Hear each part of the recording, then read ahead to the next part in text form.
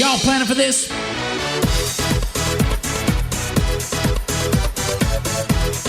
Welcome back, TPR Nation. This is the co-founder, Micah Shalansky, with another amazing episode of Tips from the Trenches. All right, today I want to talk a little bit. I had a chance to review some advisors' meetings when they were going through Surge and kind of go through them, and there's a couple of really important things that I wanted to talk about. One, when you're looking at Zoom meetings, and I imagine when people are face-to-face, we're belly-to-belly, we might be picking up more on subtle body language, right? Maybe you're not really picking up on it consciously, but probably subconsciously you can pick up on it. However, in Zoom meetings, I have seen this start to decline, or even telephone calls, right?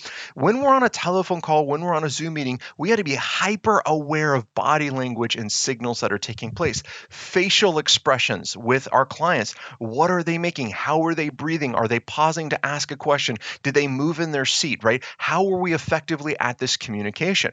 Now, why do I bring this up? I was listening to one advisor, and he was going through explaining something to a client, and I could just hear the entire time as his advisor keeps going on and on and on that the client had a question. Now, the client didn't say, "Excuse me, I have a question," but you could tell by the way they had paused in their breathing in order that they had a question that the advisor was missing it. So audibly, I could hear that.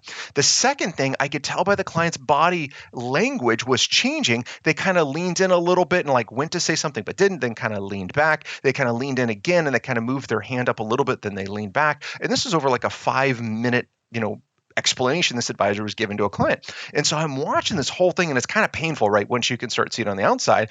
And then when I debrief with the advisor when it was all done, he could not hear any of that, which was fascinating. So I said, great, go back and listen to the recording. Here's when I heard it. And if you didn't hear it in the client call, do you have a bad headset? Can you not hear at the same time when these things are going on? Because I could hear it plain as day. But also, if you spend so much time talking or there's potentially a lag in the internet, then you have to be even more patient and more comfortable with silence to make sure you're understanding what the client is saying and make sure you're asking their questions. Because to deliver massive value, our focus is on their questions, not what we want to say. And I know we know this as advisors, but sometimes we get so wrapped up with this great value add, with this great tax planning, with this great whatever, and we really want to share this information. But more important than sharing information is hearing the questions that the client has. So your action assignment for this week, pick up on those body language things. Now, if you're in a Zoom meeting, one of the great things to do, if you have a tendency to kind of overspeak clients, or you're not really noticing you're paying attention to it, put in a couple of key notes, key things on a sticky and tape them next to your computer, right? Really, really important to do that. Like listen for breathing, watch for body language, right? And have that sticky right there so you're constantly reminded, hey, I got to stay engaged with this. I have to stay watching for this. I have to stay paying attention.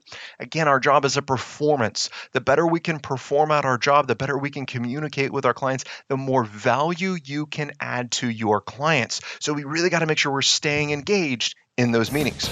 Until next time, happy planning. Hold on before we go.